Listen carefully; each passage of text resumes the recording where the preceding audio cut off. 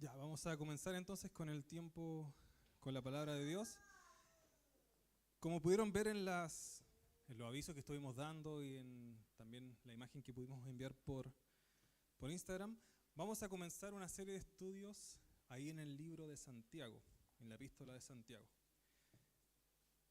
Así que ya van a estar sabiendo que vamos a estar hablando los próximos viernes. Vamos a tener la dinámica de 2 viernes con Santiago para luego tocar algún tema distinto y después retomamos de nuevo con Santiago.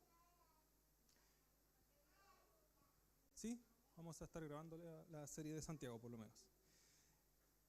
Entonces les voy a pedir que abran sus Biblias en el libro de Santiago. Y como pueden ver ahí en la imagen, el título de la predicación, bueno, para que sepan, no estamos tomando como material de apoyo el libro de Evis Carballosa, que se llama Una fe en acción, no sé si lo ubican.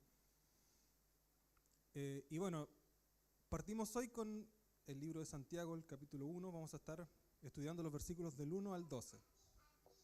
Voy a poner el reloj para no pasarme tanto tiempo. Pero para dar un pequeño contexto del libro de Santiago, mencionar que el libro de Santiago es una de las epístolas universales o generales, que son aquellas cartas que fueron escritas no a un destinatario o una persona específica o un grupo específico de personas, como lo son muchas cartas de Pablo, ¿cierto? Que estaban escritas a Timoteo, a la iglesia de Corintios, de Éfeso.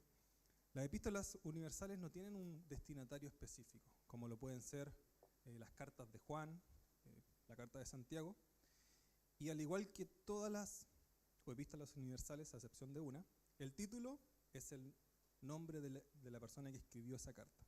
La única excepción ahí es la carta de Hebreos, que no se sabe a ciencia cierta quién la escribió. Pero Santiago sí, de hecho el versículo 1 de Santiago parte Santiago presentándose. Entonces, el título de la carta, Santiago, una epístola universal. El autor, dijimos que es Santiago, pero el mismo Santiago nos dice específicamente qué Santiago es. Y la verdad es que el Nuevo Testamento menciona 4 Santiagos, o 4 Jacobo, que es como el nombre en el lenguaje original, que se traduce para nosotros como Santiago. Y como dije, el Nuevo Testamento menciona 4 personas con ese nombre, pero de las cuales solamente 2 han sido consideradas como posibles autores de la carta de Santiago. Uno es Jacobo o Santiago, el hermano del apóstol Juan, y el otro es Santiago, el hermano de nuestro Señor Jesús. El primero, el hermano de Juan, se descarta, dado que en Hechos capítulo 12, versículo 2, podemos ver que él fallece o es martirizado, algunos dicen, por la persecución que sufrió la iglesia por manos de Herodes. Y en el versículo 2 del capítulo 12 de Hechos menciona que ahí él lo matan con espada. Y dado que la carta o la epístola de Santiago da a entender que el mensaje va dirigido a los creyentes que estaban viviendo esa persecución, se da a entender o se asume que no es probable que que Santiago, el hermano de Juan, sea el autor de esta carta. Por otro lado, si avanzamos un poco en el libro de Hechos, llegamos al capítulo 15, ahí se menciona un pasaje que es una carta que escribe Santiago, el hermano de nuestro Señor Jesús, que si quieren después la pueden buscar ahí en el capítulo 15, y se hace la comparación entre el capítulo 15 de Hechos y la epístola de Santiago, y hay palabras que son, o vocabularios que utiliza Santiago, que son muy similares. Y el último hecho por el cual se asume a Santiago, el hermano de nuestro Señor Jesús, como el autor de esta carta, es que en el capítulo 15 de Hechos, aproximadamente en el año 49 después de Cristo, se lleva a cabo el concilio de Jerusalén, del cual la epístola de Santiago no hace mención, por lo que se asume también que la carta de Santiago debe ser escrita antes de ese concilio en el 49. Entonces, la carta de Santiago está ubicada entre Hechos 12 y Hechos 15, lo que nos da una fecha de entre el 44 después de Cristo y el 49. ¿Se puede pasar, Santi? Avanzando acá atrás y no me doy cuenta. Ya. Entonces, la carta de Santiago, solo por dar un dato más, tiene, y vamos a estar viendo algunas afirmaciones que son bastante directas hacia nosotros, hacia la vida cristiana. La aplicación también es bastante práctica, por lo que algunos llaman a la carta de Santiago como el libro de los proverbios del Nuevo Testamento. El libro de Santiago vamos a darnos cuenta también que es un poco controversial en algunos puntos. Gracias a Dios a mí no me toca hablar de eso, no alcanzo a llegar a esos versículos, pero que son justamente cuando Santiago menciona la relación que tienen las obras con la fe, ahí por el capítulo 2, y también terminando la carta, en el capítulo 5, habla acerca de la sanidad. Espero que tampoco me toque llegar a ese versículo. Entonces, abrimos nuestras Biblias, Santiago, libro de Santiago, vamos a leer desde el versículo 1 al versículo 12.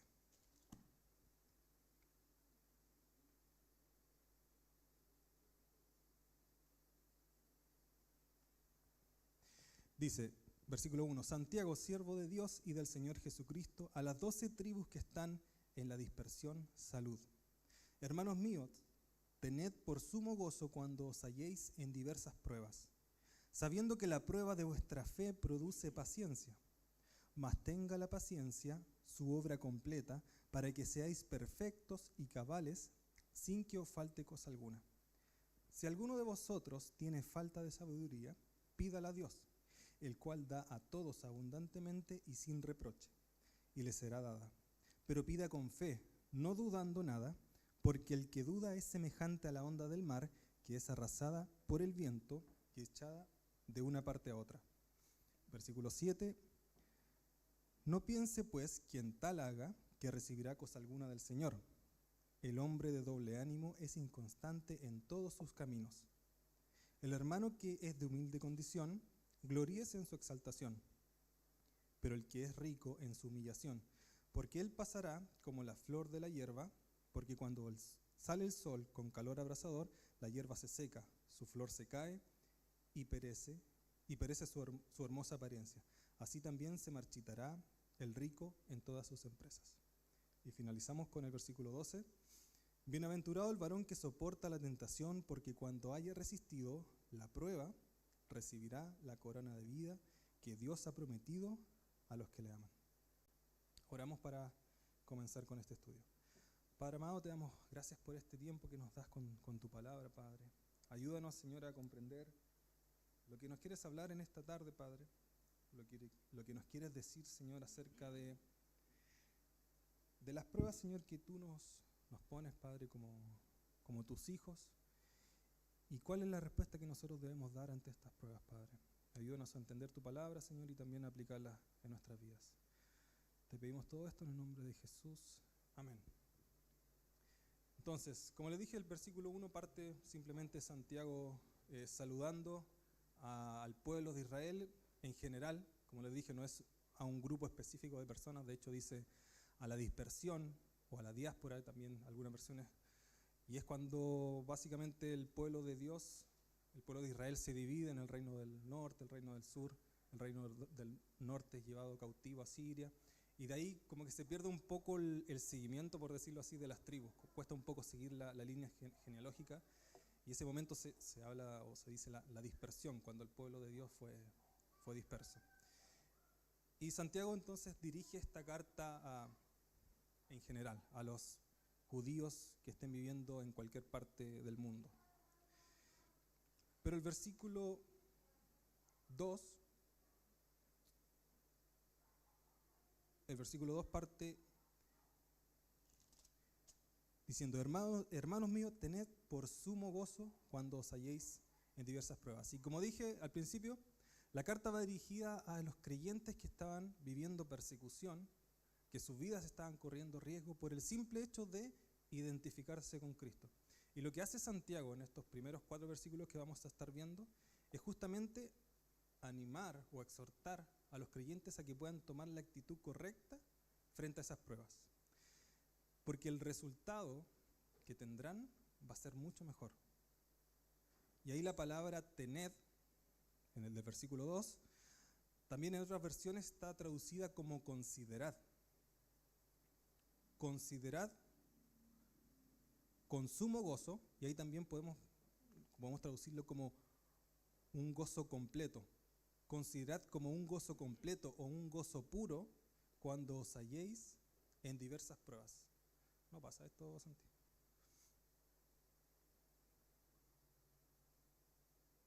Pero yo no lo veo allá. No.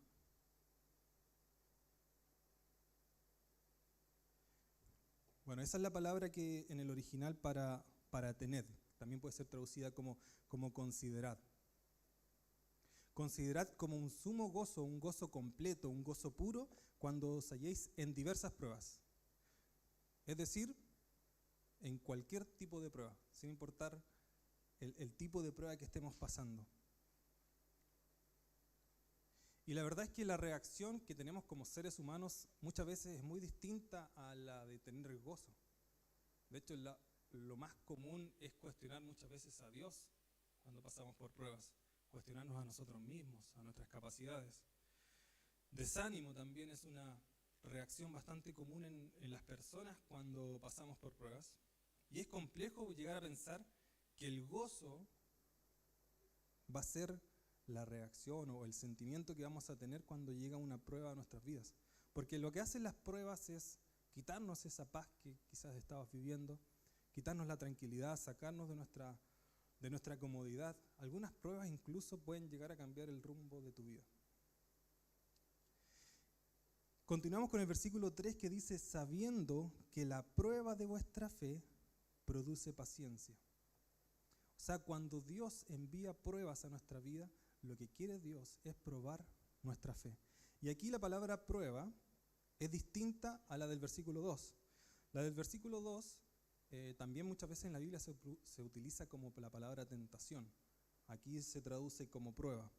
Pero del versículo 3, cuando dice sabiendo que la prueba de nuestra fe, esa palabra prueba más bien tiene el sentido de someter a alguien a prueba con el propósito de descubrir su verdadera naturaleza. Y aquí un pequeño ejemplo como para que se entienda. Cuando con Andreita nos íbamos a casar, nosotros teníamos estos anillitos bien delgaditos, no sé si los conocen, las ilusiones. No sé si se ocuparán todavía.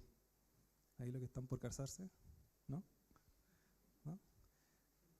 Se ríen nomás los chiquillos. Y bueno, nosotros teníamos estas argollitas bien delgaditas y nosotros las llevamos a un lugar para que las puedan fundir y ponerle un poquito más de oro y que finalmente sean nuestras argollas de matrimonio. Pero cuando tú llevas este oro para poder crear alguna joya más grande o de otro tipo, transformarla, lo que hace el artesano ahí es probar ese oro para ver si tiene la calidad suficiente para que el resultado final sea un resultado de calidad. Y esta prueba la hace por medio de un ácido que se llama ácido nítrico. Se pone encima del oro y si el oro es un oro de alta pureza, no tiene presencia mayor de algún otro material, el ácido no cambia de color, se mantiene transparente. Pero si, por ejemplo, tiene mucha presencia de cobre, este ácido se torna de color verde. Y lo que hace finalmente esta prueba es ver la verdadera naturaleza del oro. Pero lo interesante es que por muy puro que sea el oro, cuando uno seca ese ácido con una toalla de papel, de todas formas el oro queda con una manchita, queda como un tonito rosado en el oro. ¿Y qué quiere decir esto? Que por mucho que se pase la prueba, por mucho que salgamos victoriosos de la prueba y que el oro sea real, la prueba muchas veces te va a dañar. La prueba muchas veces va a dejar una marca en nosotros. Pero el resultado final de haber pasado esa prueba es lo que nos debe llevar a tener ese gozo. El resultado final será una joya hermosa, un anillo listo para ponérselo a tu esposa ahí en el dedo el día que te cases. Pero eso es lo que pasa también con nosotros en nuestra vida. Cuando somos probados, vamos a salir afectados, vamos a salir dañados. Pero lo importante aquí es que Santiago no dice que nosotros debemos tener gozo por la prueba, sino que debemos tener gozo en el resultado que dará esa prueba, lo que redundará en algo beneficioso para nuestras vidas y que por tanto podemos poner nuestra fe y regocijarnos en ese resultado final. Entonces, a esto es a lo que nos llama Santiago cuando nos exhorta a tener gozo en las pruebas, sabiendo que ese resultado final será algo hermoso, y eso es en lo que debemos poner nuestros ojos.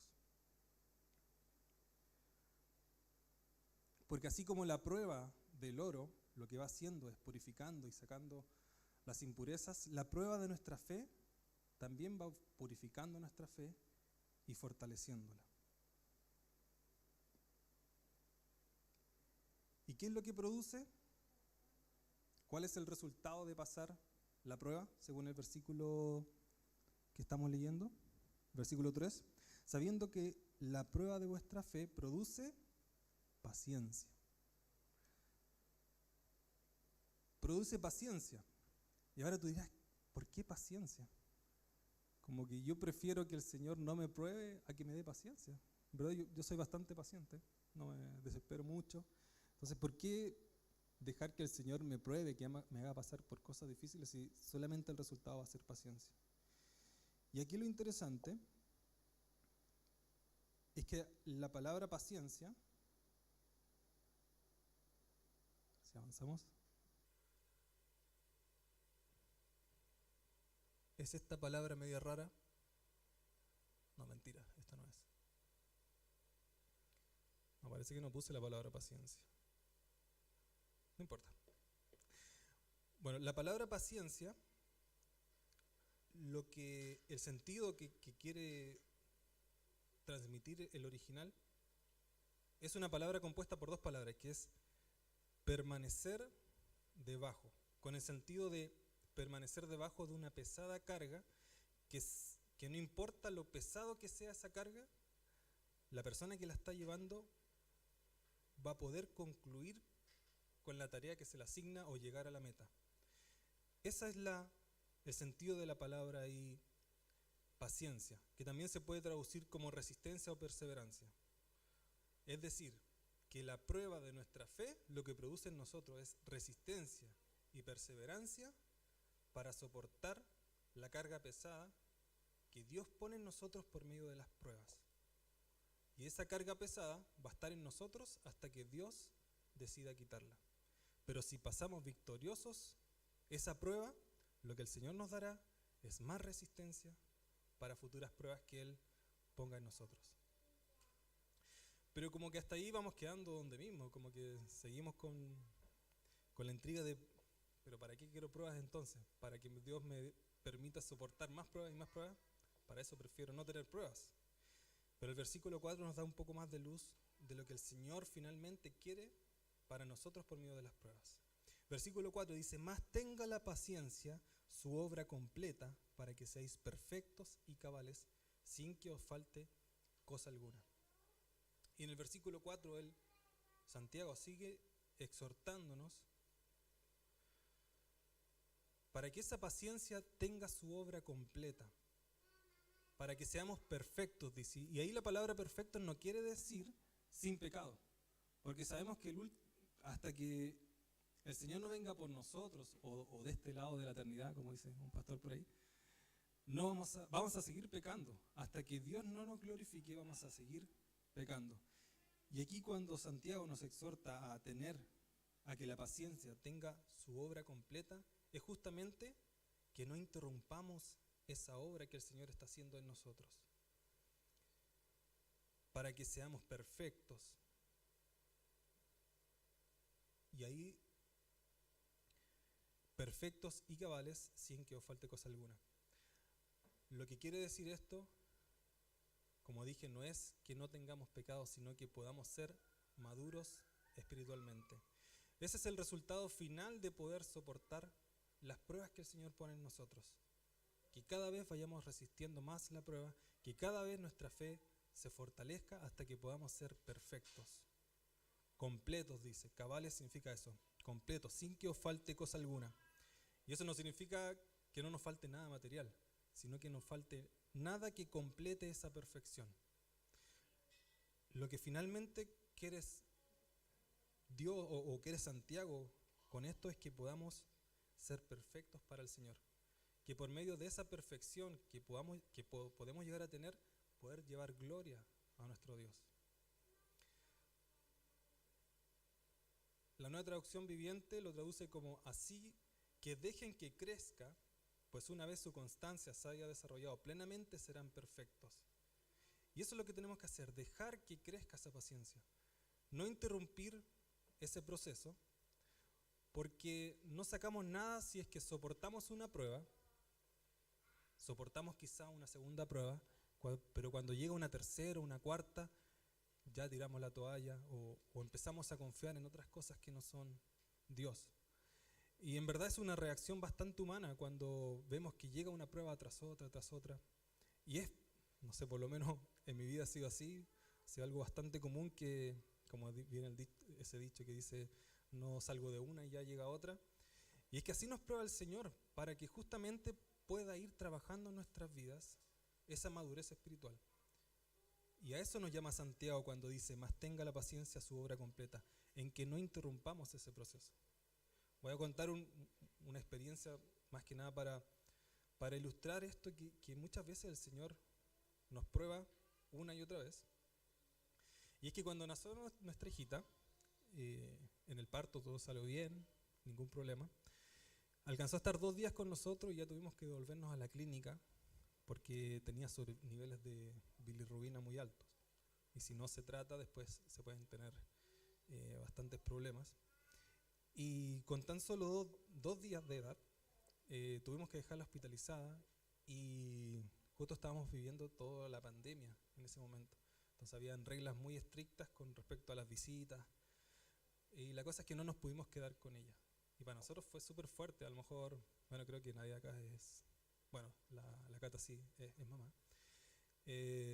Pero es algo muy fuerte tener que dejar a tu hijo con 2 días de vida, así, pequeñísimo, solita. Y a veces lo único que podíamos hacer era llamar a la enfermera para preguntarle cómo estaba.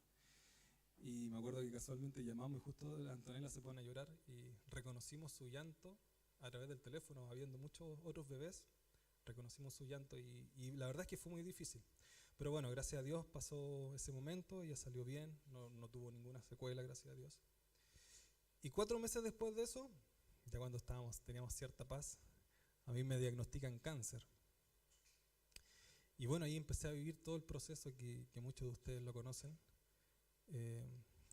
Y lo chistoso es que esa misma semana que me diagnosticaron cáncer, nosotros estábamos arrendando una casa en la Florida. Y esa misma semana llega la señora y nos dice, chiquillos, les voy a tener que pedir la casa, se tienen que ir a fin de mes, porque mi hija vuelve a Santiago y va a vivir en la casa. O sea, me diagnosticaron y dentro de esa misma semana ya teníamos la noticia que teníamos que estar dejando esa casa. Todo el proceso de la quimioterapia lo viví viviendo con mis suegros, con mis papás, con mis suegros. Después volvimos con mis papás. Y ya finalizado el proceso de mi quimioterapia, empezamos a buscar a Andreita una casa para comprar. Y fue un proceso difícil, porque por mi enfermedad, por tener cáncer, los bancos te cierran las puertas, ya que eres como de riesgo y si una persona fallece como que queda pagada por el seguro que tienen. Entonces un paciente oncológico no es muy bien visto para las aseguradoras. Entonces con esto simplemente no quería martirizarme ni poco menos, pero lo que quería ilustrar es que muchas veces el Señor nos prueba bastante seguido o en un periodo corto de tiempo. Y justamente lo que Él quiere con esto es que podamos vivir un proceso en que Él está trabajando en nuestras vidas, el que Él está trabajando en nuestra fe, purificando nuestra fe. Y lo que Él quiere es que podamos obtener esa madurez espiritual, en que podamos ser perfectos, completos, entendiendo que eso lo único que va a hacer es traer gloria a nuestro Dios.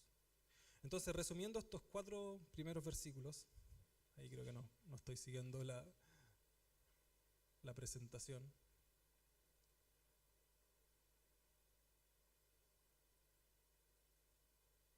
Bueno, ahí estaba la palabra compuesta de permanecer debajo. Pero resumiendo estos 4 versículos, Santiago lo que hace es exhortarnos a considerar las pruebas de nuestra fe como instrumentos para producir madurez espiritual. Por eso debemos soportar con gozo y paciencia. Entonces, como se puede entender, lo que Santiago nos llama es a poner los ojos en eso, en esa madurez espiritual, en esa perfección que el Señor nos promete, si es que nosotros soportamos las pruebas. Y eso es lo que nos debe llenar de gozo.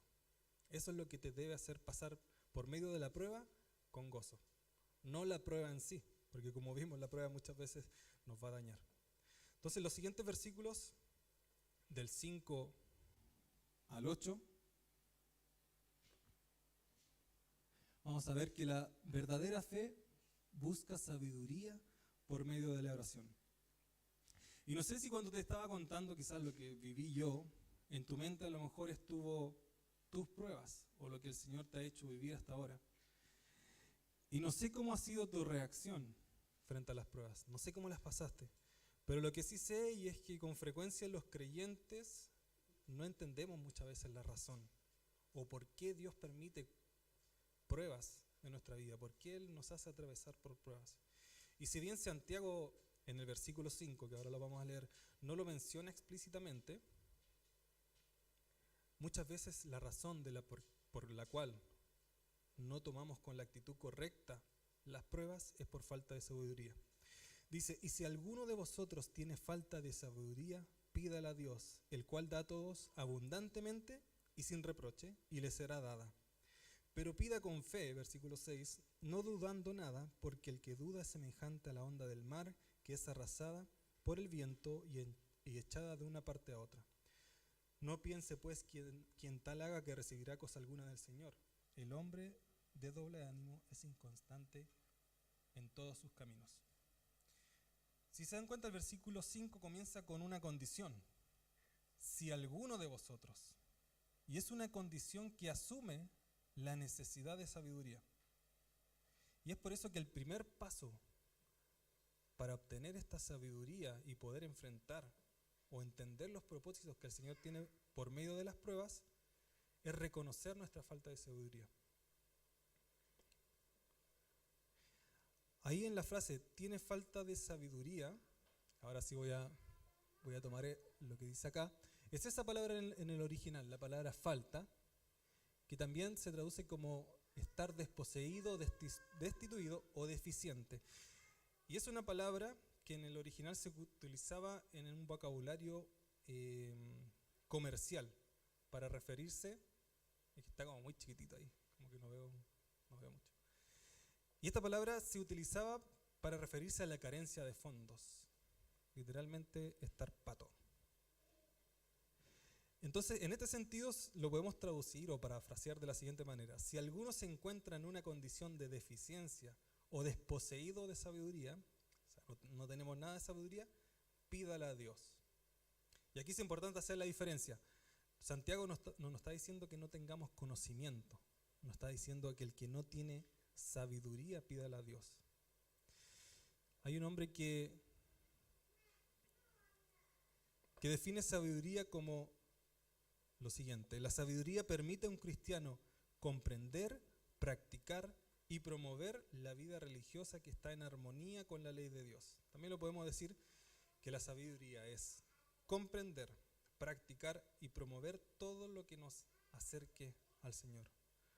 Básicamente yo creo que todos hemos escuchado la frase de que la sabiduría es aplicar el conocimiento. Eso es sabiduría. Y ahora sí les voy a pedir que busquen en sus Biblias Colosenses 2.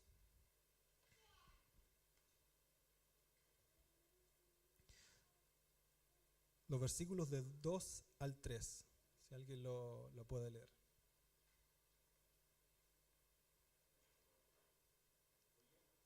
Dale.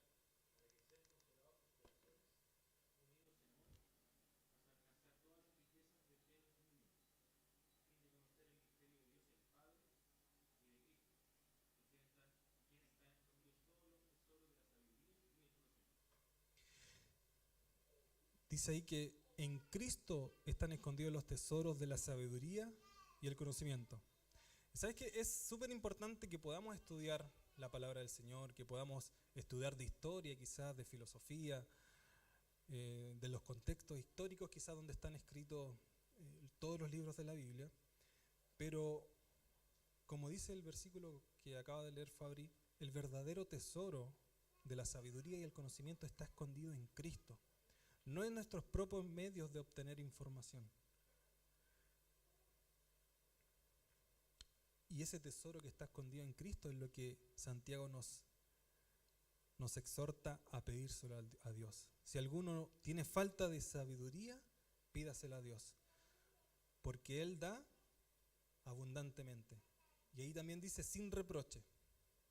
Esto significa que Él no nos da de su sabiduría para después reprocharnos y decirnos, yo te di esto, entonces ahora tú tienes que hacer esto.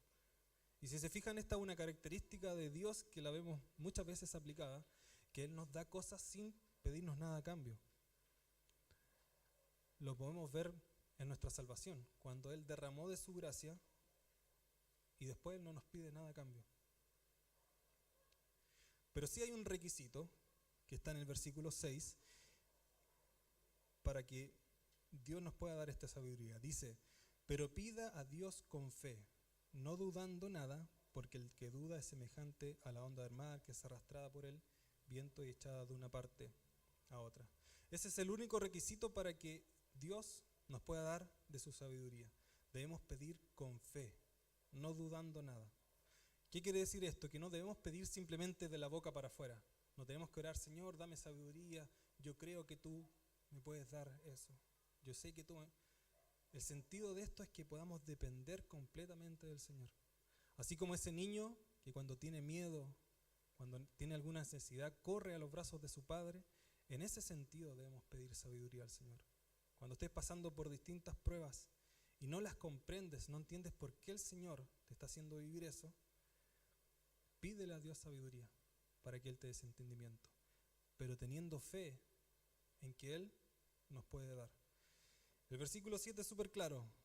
No piense, pues, que en tal haga que el Señor recibirá cosa alguna del Señor. Si lo pedimos dudando, el Señor no va a hacer nada, el Señor no moverá ni un solo dedo. Porque la confianza en Dios o la fe en Dios es un requisito fundamental para que nuestra oración sea eficaz. Y finalmente el versículo 8 resume toda esta idea. Dice, el hombre de doble ánimo es inconstante en todos sus caminos. Santi, de nuevo no avanza.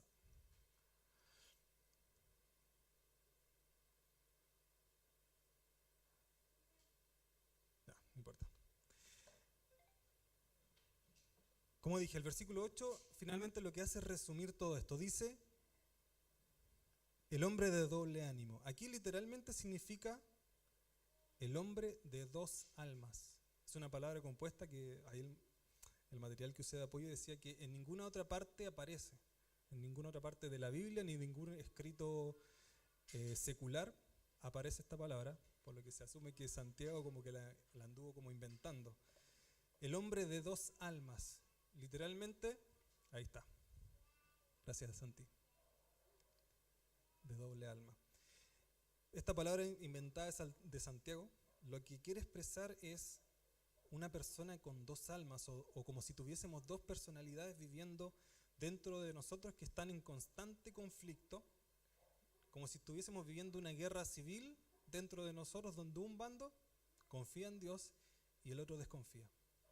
Y ambos bandos intentan avanzar hacia lados opuestos, lo que no nos permite finalmente avanzar.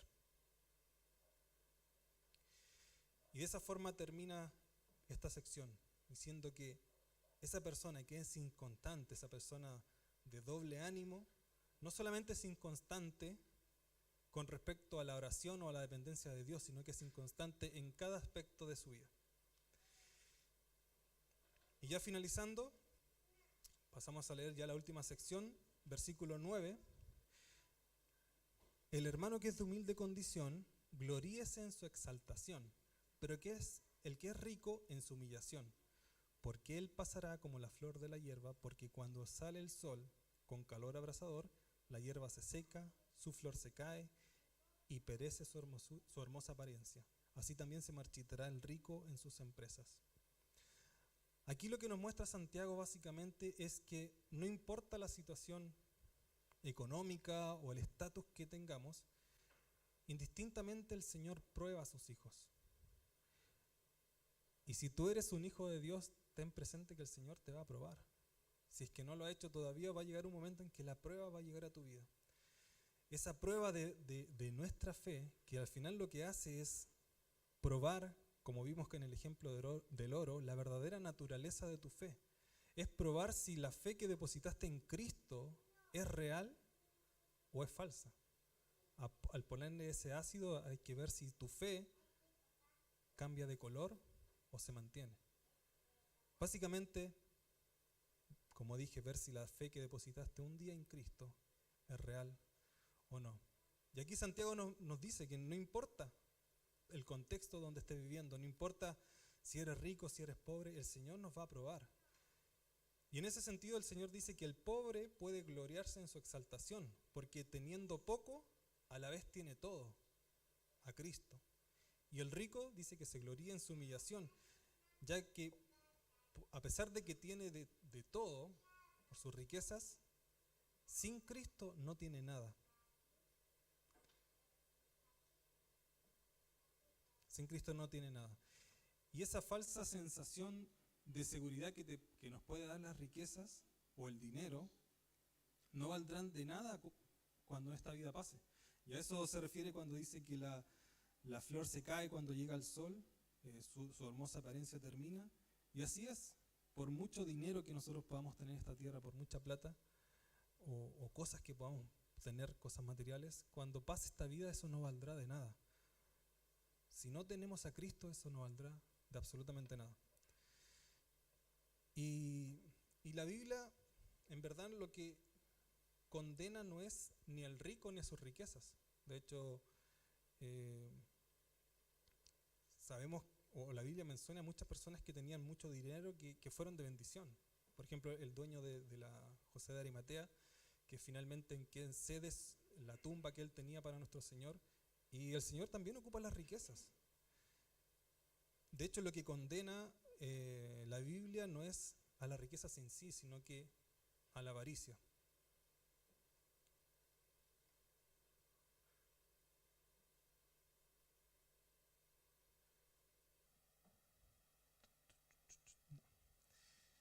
Colosenses 3:5, si lo pueden buscar.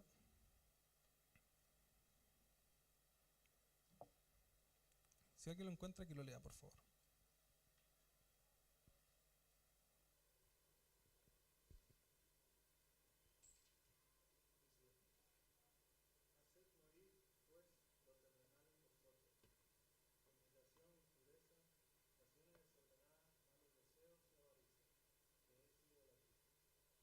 Lo que condena finalmente el Señor no son nuestras riquezas, sino es la avaricia.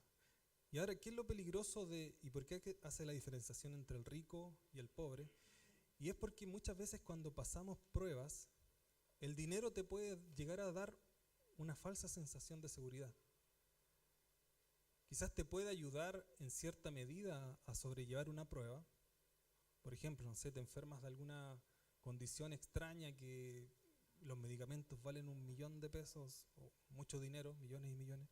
Y claro, si uno tiene muchos recursos, mucho dinero, te puede llevar a dar una sensación de seguridad, pero si somos creyentes, si somos cristianos, el Señor pone pruebas en nosotros para que podamos depender de Él y no de nuestras riquezas y no de los recursos que podamos tener. Y ese es el mensaje que el Señor nos dice por medio de los versículos del 2 al 11 en relación a las pruebas. Podemos resumirlo de la siguiente forma.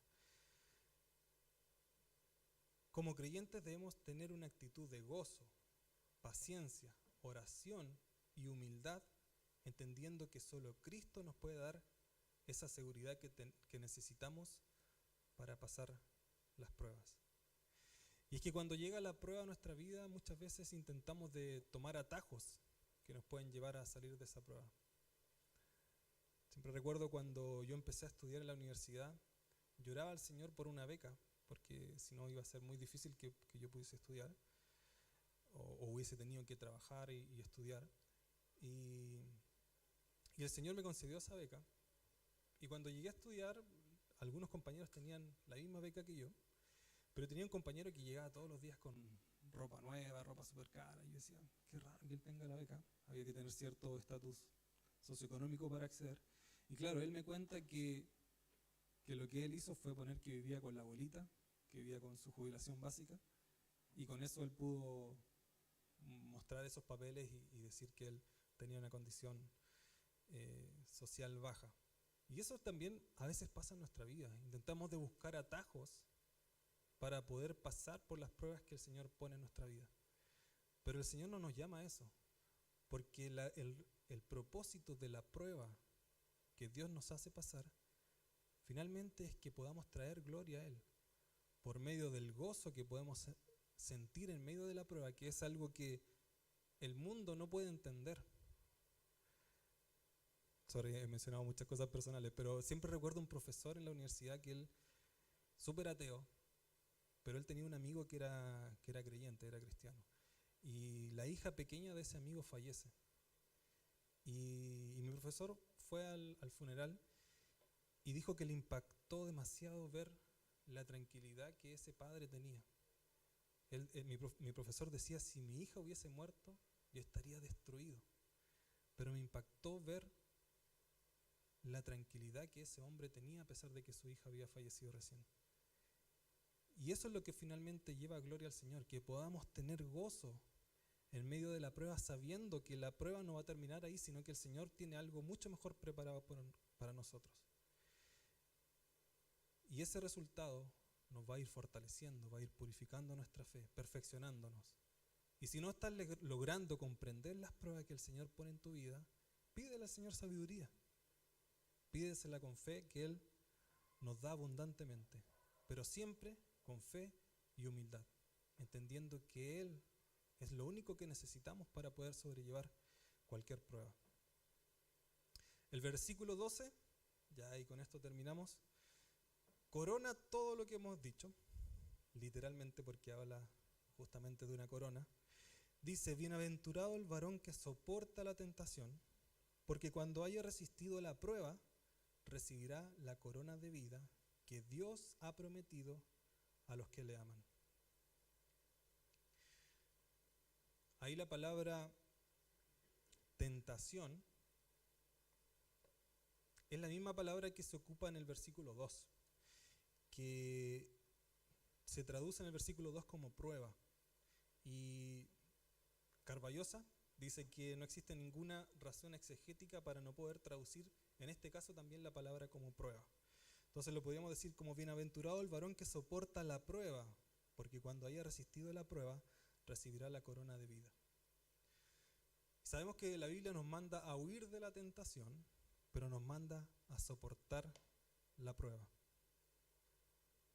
Y sabemos, ya vimos todo lo que obtenemos soportando la prueba. Pero, como dije, toda esta sección se corona literalmente con este versículo 12, porque dice que si soportamos la prueba, se nos dará la corona de vida que Dios la prometió para los que aman a Dios. Y con esto me refería a que soportar las pruebas, lo único que hará es llevar gloria a nuestro Señor. Porque lo único que tendremos cuando lleguemos a la presencia del Señor y podamos dejar a sus pies en agradecimiento y en respuesta a todo lo que el Señor hizo por ti y por mí, van a ser esas coronas que ganamos acá en la tierra. Hay muchas otras coronas que no tendremos el tiempo ahora para estudiarlas, pero esta es una de ellas, la corona de vida. Y como te dije, cuando estemos en su presencia, cuando seamos arrebatados y estemos con el Señor en las bodas del Cordero, lo único que podamos dejar a los pies de Cristo van a ser nuestras coronas. Y con esto no pensemos que nuestras obras o lo que podamos hacer vale de algo, porque ¿sabes qué? Incluso esas coronas que dejemos a los pies de Cristo, estudiamos hace unas semanas con los chiquillos, ¿sabes qué va a ser? Va a ser como ese collar de fideos que hace los pequeñitos cuando es el día del padre o de la madre. ¿Sabes que el Señor así ve nuestras obras? Así el Señor ve todo lo que podamos hacer por Él, como ese collar de fideitos, que no tiene ningún valor, pero para el padre de ese niño es algo muy valioso. Y así el Señor va a ver nuestras coronas y todo lo que podamos hacer por su gloria. Entonces, cuando estemos pasando por pruebas, pongamos los ojos en eso, en que si soportamos la prueba con paciencia, con gozo, dependiendo del Señor, Él nos dará la corona de vida que finalmente podremos poner a sus pies. Oremos ya para finalizar este tiempo. Padre amado, te damos gracias, Señor, te agradecemos por el amor que tuviste hacia nosotros, Señor, dando tu vida en aquella cruz, Padre, pagando el precio que nosotros debíamos pagar. Señor, nuestro Señor Jesús es el ejemplo claro de dependencia en medio de las pruebas. Él tenía todo, Jesús tuvo todo. Si tenía hambre, Él podía crear comida de la nada. Si estaba en pobreza, Él podía crear dinero de la nada, pero Él no dependió de sus fuerzas, sino siempre puso su confianza en nuestro Padre Celestial. Señor, que ese sea nuestro ejemplo de vida, Señor, en todo ámbito, esa dependencia que debemos de tener en ti, Señor, cuando pasemos por medio de las pruebas, Padre, que podamos sentir ese gozo de que por el hecho de ser tus hijos no estás probando. Finalmente es un privilegio que el mundo no tiene, ser probados, que nuestra fe sea probada, sea fortalecida, sea purificada. Que podamos soportar esas pruebas, Señor, poniendo solamente la mirada en ti, no en nuestras fuerzas, no en nuestras riquezas, no en nuestras habilidades, sin buscar atajos, Señor. Que tú puedas tener esa obra completa en nosotros, Padre. Te pedimos que podamos ver las pruebas con ese sentir, Señor, siempre buscando que seas glorificado, Padre. Te pedimos todo esto en el nombre de Jesús. Amén.